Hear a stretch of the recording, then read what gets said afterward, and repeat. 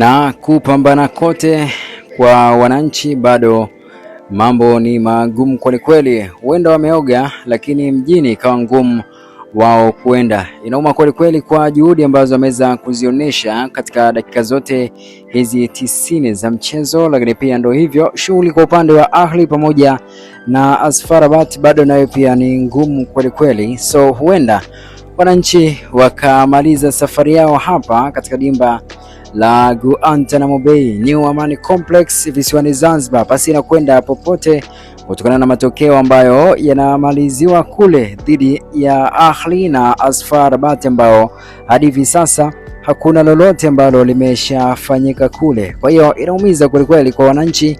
Poleni mno wananchi kwa kile ambacho mmekipambania, lakini ndio hivyo dakika za jioni ndizo ambazo zimekuja kuwa hukumu, lakini hesabu zenu mngezichanga vyema kwenye hatua za mwanzo pasi na kumtegemea mtu yeyote, basi huenda matokeo yangekuwa tofauti na kile ambacho wananchi wanakiambulia kwa sasa hivi. Kikubwa anakuja kusubiri tu pole za watu kuja kufunguka yao, ile hali tayari wananchi wamekwisha kuondoshwa kwenye mashindano ya ligi ya mabingwa barani Afrika baada ya JS Kabylie kuweza kukubali kichapo cha mabao 3-0, lakini mchezo wa Ahli dhidi ya AS FAR Rabat kumalizika kwa suluhu ya bila kufungana. Pole sana kwa wananchi, pole sana kwa Engineer Harry Saidi, pole sana kwa Ali Shaban Kamwe ambaye aliamini Ahli wataweza kufanya umafia dhidi ya FAR Rabat. Kumbe FAR Rabat nao pia walikuwa wamejiandaa vilivyo kuweza kupambana na hawa Ahli. So tusubirie